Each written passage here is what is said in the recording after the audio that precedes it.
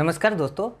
आज के इस वीडियो में हम लोग इंट्रोपी के बारे में बात करेंगे और उसका फिजिकल सिग्निफिकेंस के बारे में बात करेंगे। लास्ट पार्ट में हमने इंथैल्पी के बारे में बात किया था, उसका फिजिकल सिग्निफिकेंस समझा था और आज हम लोग इंट्रोपी के बारे में समझेंगे।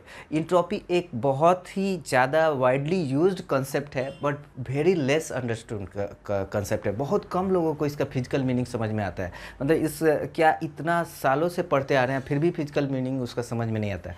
आज के इस वीडियो में बहुत ही अच्छे से क्रिस्टल क्लियर हो जाएगा इंट्रोपी का क्या मतलब है, उसका फिजिकल मीनिंग क्या है। उसको हम लोग मैथमेटिकली भी समझ लेंगे और फिजिकल मीनिंग के साथ दोनों को एक साथ समझेंगे। तो वीडियो बहुत इंटरेस्टिंग होने वाला है, अंत तक आप देखेंगे तो आपको मज़ा आ जाएगा, एकदम बहुत ही मज़ा आने वाला है ये वीडियो देख के। ठीक है, तो स्टार्ट करते हैं। सबसे पहले समझते हैं कि ये इंट्रोपी का कंसेप्ट का ज़रूरत क्या है। देखिए, हम लोग इतना तो जानते हैं कि फर्स्ट लॉ ऑफ थर्मोडायनेमिक्स बोलता है कि energy can never be created not be destroyed. तो फर्स्ट लॉ ऑफ थर्मोडायनेमिक्स के अनुसार क्या है कि एनर्जी वन फॉर्म से दूसरे फॉर्म में कन्वर्ट होता है और उस सारे एनर्जी एक जैसे ही है मैथमेटिकली। बस अगर एक फॉर्म से दूसरे फॉर्म में एनर्जी बराबर कन्वर्ट हुआ है तो first law of thermodynamics valid है और वो प्रोसेस हो सकता है। लेकिन सेकेंड लॉ ऑफ थर्मोडायनेमिक्स बताता है कि नहीं, एनर्जी कंजर्व रहते हुए भी बहुत सारे प्रोसेसेस हो नहीं सकते, भले ही उसमें एनर्जी कंजर्वेशन हो रहा है। ठीक है, और वो डायरेक्शनल कंस्टेंट बताता है। ठीक है, वो बताता है कि किस डायरेक्शन में प्रोसेस होंगे कि नहीं होंगे नेचुरली। ठीक है, जैसे कि अगर हीट का ट्रांसफ़र है तो हाई टेम्परेचर पे है, अगर हाई टेम्परेचर पे है और लो टेम्परेचर से हाई टेम्परेचर से लो टेम्परेचर में तो हीट का ट्रांसफ़र हो जाता है नेचुरली, जबकि लो टेम्परेचर से हाई टेम्परेचर में हीट का ट्रांसफ़र नहीं हो सकता है। ठीक है, अब देखिए ये तो मतलब बात किया जाए अगर फिर सेकंड लॉ ऑफ थर्मोडायनेमिक्स का तो फिर इस हिसाब से तो हज़ारों स्टेटमेंट देने पड़ेंगे, क्योंकि बहुत सारे प्रोसेसेस हैं जिसमें डायरेक्शनल कंस्टेंट है कि इसी डायरेक्शन में होगा, दूसरे डायरेक्शन में नहीं होगा। तो अगर सेकंड लॉ ऑफ थर्मोडायनेमिक्स इस तरह से स्टेटमेंट देने जाने लगे ना तो बहुत सारे स्टेटमेंट आ जाएंगे। और है भी, आप सेकंड लॉ ऑफ थर्मोडायनेमिक्स का देखो कि बहुत सारे स्टेटमेंट है। क्लॉसियस ने अलग स्टेटमेंट दिया, केल्विन प्लैंक ने अलग स्टेटमेंट दिया। ये भी है कि हाई टेम्परेचर से लो टेम्परेचर में हीट ट्रांसफर नहीं हो सकता है। तो अगर हम इसको एक मैथमेटिकली अगर बताना चाहिए कि कोई एक हम क्राइटेरिया बना ले, मैथमेटिकल क्राइटेरिया, कि अगर ये क्राइटेरिया मेरा फुलफिल हो रहा है तो ये प्रोसेस होगा, अदरवाइज ये क्राइटेरिया फुलफिल नहीं होगा तो ये प्रोसेस नहीं होगा। तो ऐसा कोई मैथमेटिकल क्राइटेरिया अगर हमको बनाना है ना तो उसके लिए इंट्रोपी का कंसेप्ट आया है।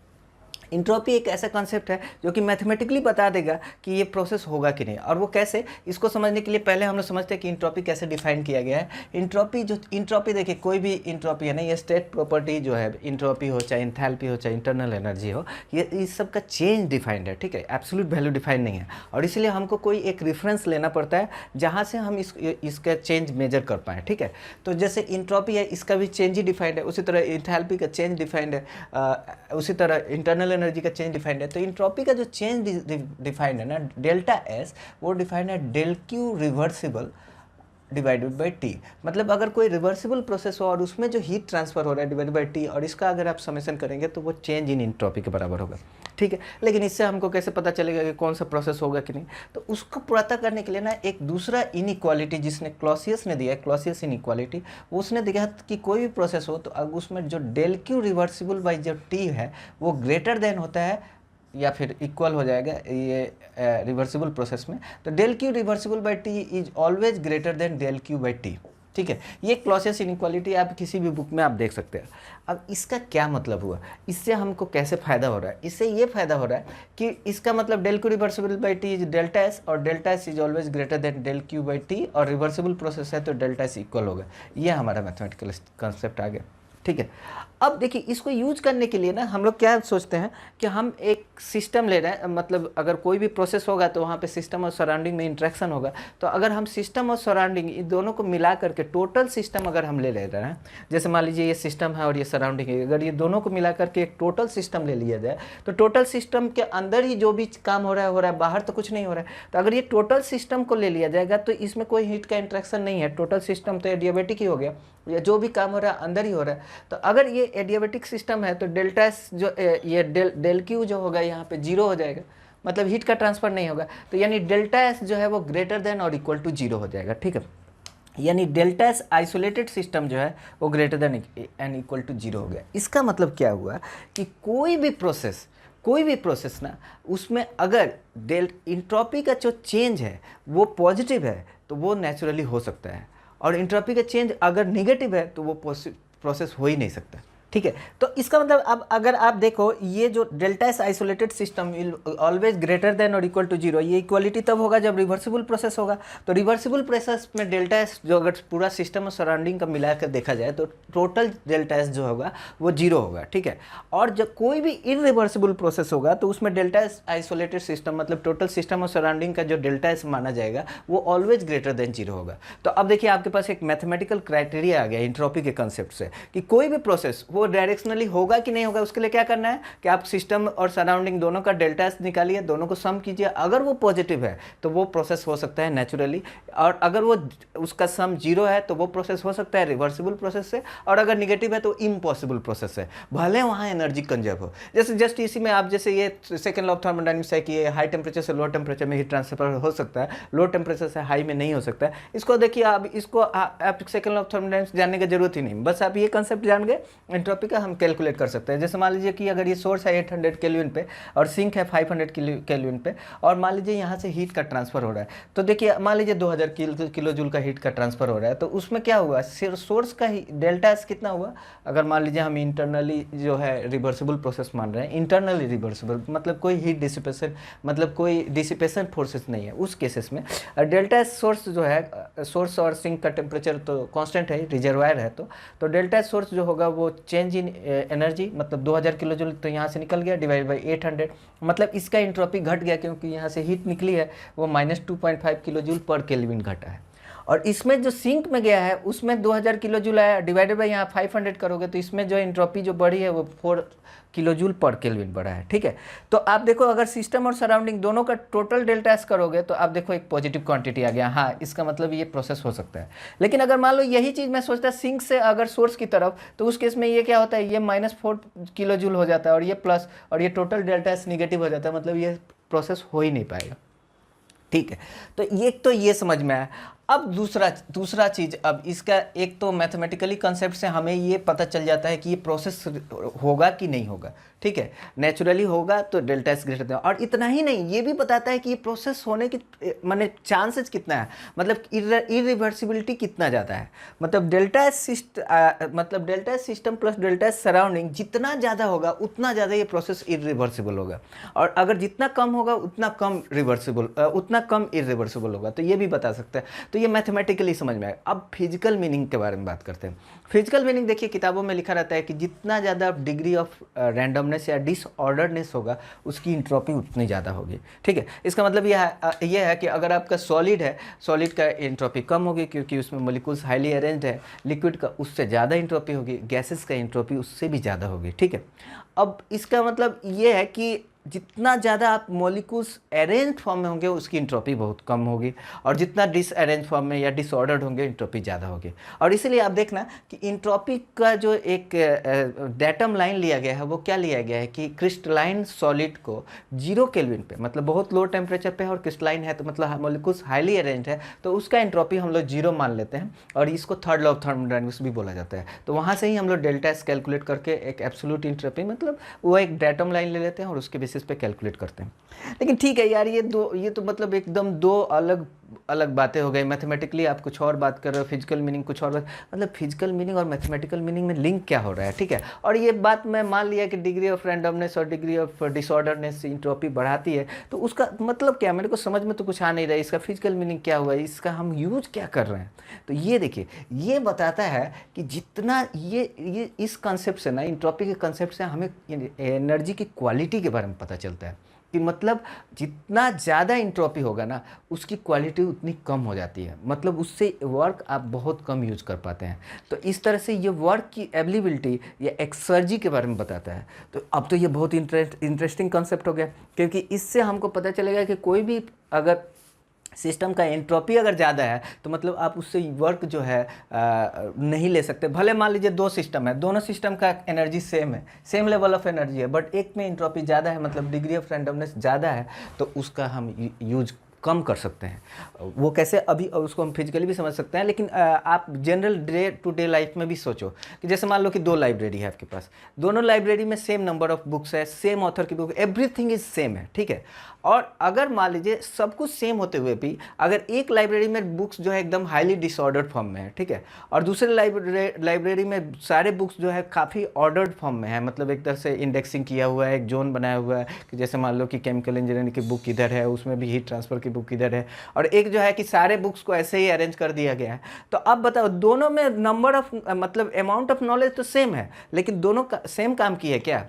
ऑब्वियसली जिसमें जितना ज़्यादा डिसऑर्डर है वो उतना कम काम किया है। आप उसको पता चला कि सारा टाइम खोजने में, बुक खोजने में चला गया और आप उससे कुछ भी वर्क नहीं, मतलब कुछ भी आप गेन नहीं कर पाओगे, जबकि ऑर्डर्ड है तो पूरा गेन कर पाओगे, ठीक है। ये उसी तरह हर एक किसी के लाइफ में भी होता है कि अगर आपके पास सामान सब कुछ है लेकिन ऑर्डर्ड फॉर्म में है तो आप तुरंत ले सकते हो, और नहीं तो आपका आधा टाइम खोजने में निकल जाएगा, ठीक है, तो उससे वर्क नहीं ले सकते, ठीक है।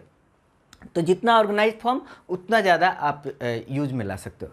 अच्छा ठीक है, ये बात तो हमको डे टू डे लाइफ में तो समझ में आ गया, लेकिन थोड़ा आप इसमें जो हम लोग का इंडस्ट्री में या फिर जो भी एक्सपेरिमेंट फिजिक्स में जो हम यूज करते हैं उसमें कैसे समझ में आए, तो उसको आप ऐसे समझिए कि देखिए इंट्रोपी जो है ना, जैसे गैसेस की इंट्रोपी बहुत ज़्यादा है, ठीक है, तो गैसेस में क्या है कि बहुत सारे मॉलिक्यूल्स हैं लेकिन वो हाईली डिसऑर्डर्ड फॉर्म में है, जैसे इसी में देखते हैं ये गैसेस में हाईली डिसऑर्डर्ड फॉर्म में।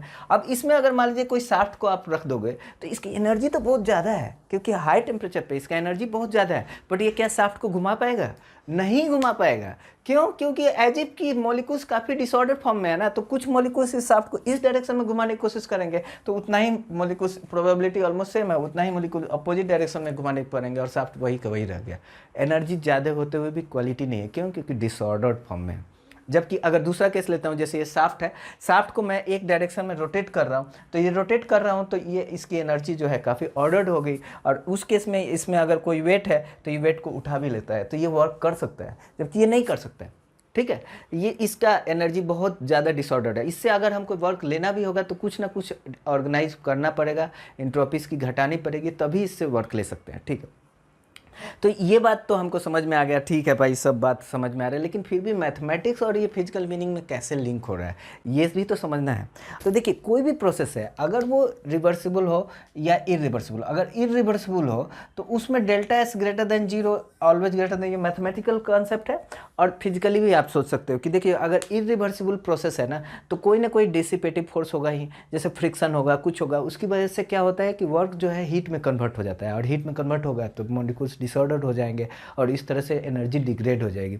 और इसके लिए इसका मतलब क्या है कि मॉलिक्यूल्स डिसऑर्डर होंगे यानी delta S greater than zero. तो देखिए ये फिजिकली भी हमको समझ में आ रहा है कि कोई भी नेचुरल प्रोसेस में delta S always greater than zero ही होगा, ठीक है। एक कंसेप्ट और समझना पड़ेगा, और वो कंसेप्ट ये है कि जो ये हमने बताया ना डेल्टा एस आइसोलेटेड सिस्टम, मतलब delta S system plus surrounding, ये दोनों मिला के जो है वो ऑलवेज ग्रेटर देन और इक्वल टू जीरो होगा। यानी कोई भी प्रोसेस होता है ना, तो कोई भी प्रोसेस होगा तो उसमें डेल्टा एस जो टोटल जो है वो ग्रेटर देन जीरो होगा, और वो आइडियल केस में इक्वल टू जीरो होगा। यानी कोई भी प्रोसेस में ना इंट्रोपी जो है ना वो कंजर्व नहीं रहती है, बल्कि एक एक्स्ट्रा इंट्रोपी जनरेट हो जाती है। और ये जो इंट्रोपी जो जनरेट होती है ना, वो अगर मान लीजिए इसको मैं इसी चीज़ को मैं लिख देता हूँ कि इंट्रोपी जनरेशन, एस जनरेशन, तो ये जनरेशन किलो जूल पर केल्विन में हो गया। इसको अगर टेम्परेचर से अगर मल्टीप्लाई कर दिए तो ये जो चीज़ क्वांटिटी आती है ना, ये बताता है ना कि वेस्टेज ऑफ एनर्जी कितनी हो गई। मतलब जितनी ज़्यादा आप एनर्जी जितना ज़्यादा आपका इंट्रोपी जनरेट होगा ना, उतना ज़्यादा आपकी वो एनर्जी वेस्ट हो गई। भले ही मान लो कि यहाँ से 10 किलो जूल निकला, ठीक है, और यहाँ पे 10 किलो जूल पहुँचा, एनर्जी तो कंजर्व है, यहाँ से निकला और यहाँ से पहुँच गया। लेकिन चूंकि इस पूरे प्रोसेस में इंट्रोपी जनरेट हुआ, अभी मैंने दिखाया था हीट ट्रांसफर में एंट्रोपी जनरेट हुआ, तो जितना जनरेट हुआ उसका एक टेम्परेचर से अगर स्केलिंग कर दिया तो इतना एनर्जी वेस्ट हो जाता है। ये मैथमेटिकली प्रूव हो जाता है, किसी भी थर्मोडायनामिक्स के बुक में आप देख सकते हो। तो इसका मतलब क्या हुआ कि जब भी आपका इंट्रोपी जनरेट होगा तो आपकी अवेलेबिलिटी घट जाएगी, वो वर्क में कन्वर्ट नहीं हो पाएगा। तो आप देखो ये फिजिकल मीनिंग जो है, फिजिकली भी हमने समझा कि इंट्रोपी ज़्यादा होने से वो वर्क में कन्वर्ट नहीं कर पाएगा, और मैथमेटिकली भी उसको हमने देख लिया। अब आप बोलोगे कि चलो भाई सब हम बात समझ गए, ठीक है सर, लेकिन एक बात बताओ, आप स्टीम पावर प्लांट में आप पानी से स्टीम बनाते हो, स्टीम की इंट्रोपी तो बढ़ाते हो, फिर वो करते क्यों हो फिर, और उसी स्टीम से आप फिर ये यूज कर लेते हो, तो फिर ऐसा करते क्यों हो? फिर अगर आप बोल रहे हो कि इंट्रोपी बढ़ा तो वो तो वेस्टेज ऑफ एनर्जी हो गया, तो हम स्टीम क्यों बढ़ाते हैं? तो अब इसका इसको इसको देखो देखो, एक तो है कि वर्क करने के लिए एनर्जी तो चाहिए। जैसे वही लाइब्रेरी वाली बुक, लाइब्रेरी वाला एग्जाम्पल लो कि आप मान लो कि दो लाइब्रेरी का कंपेयर कर रहे थे with same amount of knowledge, और फिर उसमें देख रहे थे कि कौन ज़्यादा काम किया। अब मान लो कि आप अगर स्टीम नहीं बना रहे हो, एनर्जी नहीं दे रहे हो, तब कहाँ से काम करेगा? तो एक तो है एनर्जी तो चाहिए, लेकिन अब ऑब्वियसली कि इसमें डिग्री ऑफ रैंडमनेस बहुत ज़्यादा है, तो अगर स्टीम बना भी दिए ना तो उस स्टीम से हम काम नहीं ले पाएंगे। हमको अगर उससे काम लेना पड़ेगा तो कुछ ना कुछ ऑर्गेनाइजेशन तो करना पड़ेगा। जैसे स्टीम का फ्लो एक डायरेक्शन में कराना पड़ेगा, इधर लो प्रेशर जोन क्रिएट करना पड़ेगा जैसे एक कंडेंसर में, और लो प्रेशर जोन क्रिएट करने से जो है स्टीम इस डायरेक्शन में फ्लो करेगी, और जब स्टीम इस डायरेक्शन में फ्लो करेगी तब ये शाफ्ट को घुमा कर सकती है, टरबाइन को रोटेट कर सकती है। तो कुछ ना कुछ हमको ऑर्गेनाइजेशन तो लाना पड़ेगा, लेकिन एट द सेम टाइम फिर भी आप पूरा का पूरा ये जो डिसऑर्डर जो आपने जो जनरेट किया था, जो एस जनरेशन जो किया था, वो आपने आपको जो है वो एनर्जी तो वेस्ट हो ही गया, वो आप नहीं कन्वर्ट कर सकते भले ही आप ऑर्गेनाइज कर दो। और इसीलिए कोई भी हीट इंजन का इफिशिएंसी 1 नहीं होता है। तो आप देखो ये इंट्रॉपी के कंसेप्ट से भी मैं केल्विन प्लांक के स्टेटमेंट को प्रूव कर दिया कि इंट्रॉपी जो है, चूंकि कोई भी हीट जो ट्रांसफ़र हो रहा है तो उसमें कुछ ना कुछ इंट्रॉपी तो जनरेट हो ही रही है, भले ही आइडियल केस हो। आइडियल केस हो रहा है ना, उसमें भी जैसे delta S is equal to, ideal case में ज़्यादा से ज़्यादा क्या हो जाएगा, डी क्यू रिवर्सिबल हो जाएगा आइडियल केस में। तो उसमें भी अगर हीट का ट्रांसफर हुआ तो डी क्यू रिवर्सिबल तो हुआ है, तो डी क्यू रिवर्सिबल हुआ है तो मतलब इंट्रॉपी का तो चेंज हुआ है। अगर इंट्रॉपी का चेंज हुआ है तो इसका मतलब ये हुआ है कि कुछ ना कुछ इंट्रॉपी जनरेट हुई है, और इंट्रॉपी क्योंकि total delta system plus surrounding में लीजिए तो इंट्रॉपी जनरेट हुई है, तो मतलब जितना जनरेट हुआ वो यूज में नहीं आ सकता। इसका मतलब कभी भी कोई भी हीट इंजन का इफिशिएंसी 1 नहीं हो सकता। पहली बात तो आपको कुछ ना कुछ इक्विपमेंट लगाना पड़ेगा और तभी इसको यूज़ कर सकते हैं, और यूज भी करोगे तो भी पूरा नहीं हो सकता। अब इसका मतलब क्या हुआ कि जैसे देखो, अगर आप स्टीम पावर प्लांट और हाइड्रो पावर प्लांट में देखिए, अगर मान लीजिए कि हम पानी को same amount of energy provide कर रहे हैं, एक जगह में हाइट बढ़ा के पोटेंशियल एनर्जी बढ़ा रहे हैं और एक जगह हीट करके हम स्टीम बना रहे हैं, तो दोनों ही पावर प्लांट की इफिशिएंसी देखिएगा ना तो हाइड्रो पावर की इफिशिएंसी बहुत ज़्यादा होगी। क्यों? क्योंकि वहाँ पे एक तरह से आप सोचो कि हीट का ट्रांसफ़र नहीं है, तो डेल्टा एस जनरेशन बहुत कम है। जो भी डेल्टा एस जनरेशन होगा, delta S is always greater than equal to del Q by T. अब यहाँ पे हीट का ट्रांसफ़र तो बहुत कम है, तो मतलब डेल्टा एस ज़्यादा से ज़्यादा ग्रेटर देन 0 होगा, वो ड्यू टू इरिवर्सिबिलिटी के चलते होगा, हीट का ट्रांसफ़र तो नहीं है। तो इसका मतलब क्या है कि उसकी इफिशिएंसी ज़्यादा हो गई क्योंकि उसमें एनर्जी लॉस कम हुआ, इंट्रॉपी जनरेशन कम हुआ। मतलब एनर्जी तो लॉस नहीं, थर्मोडायनामिक्स एनर्जी तो लॉस नहीं हुआ, बट यूजफुल एनर्जी लॉस कम हुआ, अवेलेबिलिटी जो था वो ज़्यादा लॉस नहीं हुआ। जबकि इसमें केस में आपने स्टीम बनाया तो इसमें आपको ये इफिशिएंसी आपको कम मिलेगी। तो आप बोलोगे कि ये बात ठीक है, लेकिन फिर भी स्टीम पावर प्लांट तो चलते हैं। अब फिर वैसा क्यों करते हैं? तो उसका रीज़न देखिए, सिंपल है कि इसमें आप जब स्टीम बनाते हो ना तो आप एक तरह से बोलो कि कम ही अमाउंट ऑफ वाटर में आप बहुत ज़्यादा हीट दे पाते हो, ठीक है, बहुत ज़्यादा हीट दे पाते हो, तो इसीलिए आपका एनर्जी की डेंसिटी बहुत ज़्यादा हो जाती है। तो बहुत हाई अमाउंट ऑफ आपको वाटर नहीं चाहिए सेम अमाउंट ऑफ वर्क करने के लिए। क्यों? क्योंकि अगर आप देखो सैचुरेटेड लिक्विड का स्टीम टेबल में देखना तो आपको क्या दिखेगा कि पानी को अगर आप बहुत हाई प्रेशर पे भी ले जाते हो ना तो उसका इंथैल्पी में चेंज बहुत कम होता है, यानी स्पेसिफिक इंथैल्पी किलोजूल पर किलोग्राम में चेंज बहुत कम होता है। यानी आपको सेम अमाउंट ऑफ एनर्जी के लिए बहुत ज़्यादा अमाउंट ऑफ वाटर चाहिए। जबकि इसमें क्या है कि आपकी इंथैल्पी की माने स्पेसिफिक इंथैल्पी बहुत बढ़ जाती है हीटिंग से, और इसीलिए अगर वही same amount of energy provide करना है ना तो स्टीम में आपको पानी बहुत कम लगेगा क्योंकि इसका इंथैल्पी की स्पेसिफिक इंथैल्पी ज़्यादा बढ़ जाती है, ठीक है। तो इसका मतलब क्या है कि अगर हाइड्रोथर्मल पावर से अगर आपको ये इलेक्ट्रिसिटी पैदा करना है तो पूरा एक नदी का पानी लग जाएगा, ठीक है। जबकि स्टीम पावर प्लांट में आप क्या एक पाइपलाइन में आप स्टीम का फ्लो करा करके आप पावर जनरेट कर सकते हो। लेकिन अगर इफिशियंसी की बात की जाए तो इसमें एंट्रोपी ज़्यादा जनरेट हो रहा है तो इसमें ज़्यादा लॉसेज होंगे, इफिशियंसी कम होगी और वहाँ पर इफिशियंसी ज़्यादा होगा। जैसे इसी का एग्जाम्पल ले रहा हूँ कि अगर आप ऑर्गेनाइज फॉर्म में करा रहे थे ना, ऑर्गेनाइज फॉर्म में अगर आपने वेट को उठाया है तो वेट को उठाया है ना ये शाफ्ट को घुमा करके, तो चूंकि अगर मान लीजिए कि कोई भी इरिवर्सिबिलिटी माने डिसिपेशन एनर्जी नहीं है, आइडियल केस ले रहे हैं, तो उस केस में इंट्रोपी जनरेशन जो है delta S is equal to del Q reversible by T, और कोई भी हीट ट्रांसफर हुआ नहीं तो delta S is equal to 0, मतलब आपकी जो अवेलेबल एनर्जी है वो नहीं घटी। इसका मतलब क्या है? तो अगर इसी एग्जाम्पल को लेते हैं जिसमें आप शाफ्ट को घुमा करके वेट को ऊपर ले गए थे ना, तो यहाँ पे delta C is equal to zero होगा। अगर मान लीजिए आइडियल केस ले रहे हैं तो del Q reversible by T और कोई हीट ट्रांसफर नहीं हुआ तो delta C is equal to zero होगा। इसका मतलब क्या हुआ कि अगर शाफ्ट को घुमा करके आपने वेट को ऊपर उठाया है ना, वर्क किया है, तो उसी वेट से आप उल्टा शाफ्ट को भी घुमा सकते हो पूरा का पूरा, क्योंकि यहाँ पे कोई इंट्रोपी का जनरेशन नहीं हुआ है। ठीक है, यहाँ पे delta S is equal to zero यानी फ्लो ये प्रोसेस रिवर्सिबल हो गया, तो आप इस पूरा प्रोसेस को रिवर्स कर सकते हैं। ठीक है, लेकिन अगर वही इसी केस में अगर मान लीजिए कि ये पैडल घुमा करके और एक इंसुलेटेड एडियाबेटिक सिस्टम है, तो आपने पैडल घुमाया है तो गैस के टेम्परेचर बढ़ जाएगा, तो ये गैस का टेम्परेचर बढ़ा तो एनर्जी तो आपने सेम अमाउंट पे इम्पार्ट किया, जैसे यहाँ गया था वैसे ही इम्पार्ट किया था। लेकिन यह क्या गैस हाई टेम्परेचर पे इस पैडल को वापस घुमा पाएगा? नहीं घुमा पाएगा, क्योंकि यहाँ पे एक तो बहुत ज़्यादा रैंडमनेस डेल्टा एस बढ़ गया, और उल्टा अगर आपको घुमाना भी है तो कुछ हीट इंजन या कुछ यूज करना पड़ेगा, तब जाके इसको कन्वर्ट कर पाएंगे। तो आशा करता हूँ कि यहाँ पे आपको कॉन्सेप्ट सारा समझ में आ गया, कैसे मैथमेटिक्स और फिजिकल सिग्निफिकेंस लिंक हो रहा है।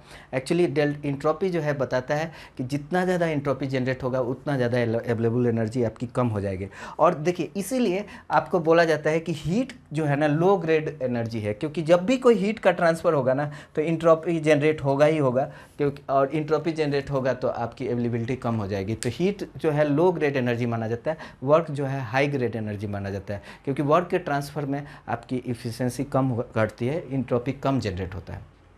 ठीक है, और जब पता ही है कि हीट में क्या है कि हीट में आपकी डिग्री ऑफ रैंडमनेस ज़्यादा बढ़ता है, डिसऑर्डरनेस ज़्यादा बनता है, इसलिए इंट्रोपी बढ़ जाती है ओवरऑल देखा जाए तो। मतलब क्या कि इसने हीट ट्रांसफ़र किया तो इसकी डिग्री ऑफ रैंडमनेस जितनी घटी उससे ज़्यादा इसकी बढ़ गई। ये हमने अभी देखा भी, डेल्टा एस मैथमेटिकली भी देखा। तो ओवरऑल सिस्टम में देखा जाए तो डिग्री ऑफ रैंडमनेस बढ़ गई है, डेल्टा एस इंट्रोपी जनरेट हुई है, तो आपकी अवेलेबिलिटी ऑफ वर्क अवेलेबिलिटी घट गई है। तो आशा करता हूँ कि आपको ये वीडियो समझ में आया होगा। आप अगर नहीं समझ में आएगा तो आप इस वीडियो को दोबारा से आप सुनो, 2-3 बार आप सुनोगे तो आपको ज़रूर समझ में आएगा। बहुत डिफ़िकल्ट कॉन्सेप्ट है, आपको एक दूसरे से अगर लिंक करना चाहो तो बहुत सोचने समझने के बाद मुझे ऐसा समझ में आया, तो मैं सोचा कि आप लोगों के साथ भी शेयर करता हूँ। तो वीडियो देखने के लिए धन्यवाद। फिर भी कोई डाउट हो तो आप कमेंट बॉक्स में लिख सकते हैं। धन्यवाद।